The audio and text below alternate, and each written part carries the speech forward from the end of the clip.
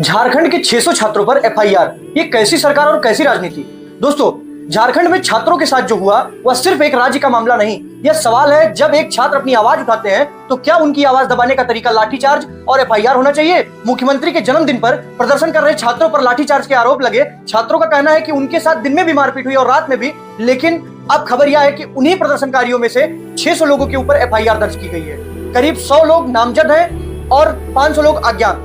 सबसे बड़ा सवाल यह है कि जिस मुद्दे को लेकर ये छात्र सड़क पर उतरे थे, आज उसी मामले की जांच कहां तक पहुंची। अगर किसी मामले में 2 साल के दौरान सिर्फ 19 लोगों की गिरफ्तारी हुई तो सरकार से सवाल पूछना गलत कैसे हो सकता है। जिन लोगों पर गंभीर आरोप लगाए गए उनके खिलाफ कार्रवाई की गति पर सवाल क्यों नहीं उठाना चाहिए। और यहाँ मुझे सबसे ज्यादा परेशानी एक और चीज से है, राजनीतिक दोहरापन। दिल्ली में जब प्रदर्शन हुआ तब विपक्ष के कई नेता लगातार कह रहे थे, सीजेपी वाले कह रहे थे कि बच्चे हैं, इनके खिलाफ एफआईआर नहीं होनी चाहिए। यहाँ तक कि प्रदर्शन में हिंसा या पुलिस में झड़प के आरोपों के बावजूद एफआईआर वापस लेने की मांग की जा रही थी। तो फिर झारखंड के छात्रों के लिए यह आवाज क्यों नहीं उठ रही।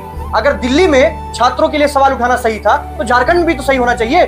अगर किसी प्रदर्शन में अपराध हुआ है तो कानून अपना काम करे, लेकिन अगर कोई छात्र शांतिपूर्ण तरीके से अपनी मांग लेकर प्रदर्शन कर रहा है तो सिर्फ उसकी आवाज को दबाने के लिए एफआईआर करना लोकतंत्र के लिए अच्छा संकेत नहीं है। और राहुल गांधी जी से मेरा सीधा सवाल है, आप दिल्ली में छात्रों के साथ खड़े होने की बात करते हैं, आप केंद्र सरकार पर सवाल उठाते हैं कि बच्चों के खिलाफ कार्रवाई नहीं होनी चाहिए, लेकिन झारखंड में आपकी पार्टी सरकार का हिस्सा है, तो फिर अपने ही गठबंधन की सरकार में छात्रों के साथ क्या हो रहा है, उस पर आपकी आवाज क्यों नहीं सुनाई दे रही है। क्या लोकतंत्र में न्याय की परिभाषा राज्य देखकर बदली जाएगी? क्या एफआईआर भी सरकार देखकर होगी? क्या छात्र दिल्ली के हो तो बच्चे और झारखंड के हो तो आरोपी? यह सवाल सिर्फ राहुल गांधी जी से नहीं, यह सवाल हर विपक्षी नेता से है जो उस दिन आके वहां पे हुंकार भर रहा था। हर सत्ता पक्ष के नेता से और हम सब से है, क्योंकि आज झारखंड के छात्र हैं, कल किसी दूसरे राज्य के भी हो सकते हैं। मैं बीजेपी और कांग्रेस की तुलना करके किसी एक पार्टी का बचाव नहीं कर रहा। मेरा सवाल सीधा है, जो सही है वह हर जगह सही होना चाहिए। अगर छात्रों ने गलती की है तो कानून के मुताबिक कार्रवाई होनी चाहिए, लेकिन अगर छात्रों ने सिर्फ अपनी आवाज उठाई तो उनकी आवाज सुनना सरकार का जिम्मेदारी है, उनका काम है।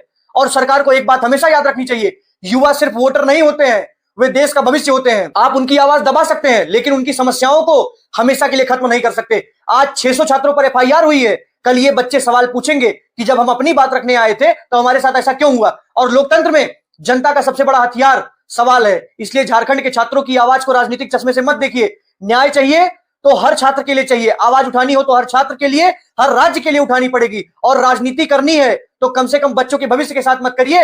अब फैसला जनता करेगी कि कौन सच में छात्रों के साथ खड़ा था और कौन सिर्फ कैमरे के सामने, क्योंकि ये लड़ाई सिर्फ झारखंड की नहीं है, ये लड़ाई पूरे भारत की है। ये सवाल पूरे भारत के युवाओं का है। जय हिंद, जय श्री राम।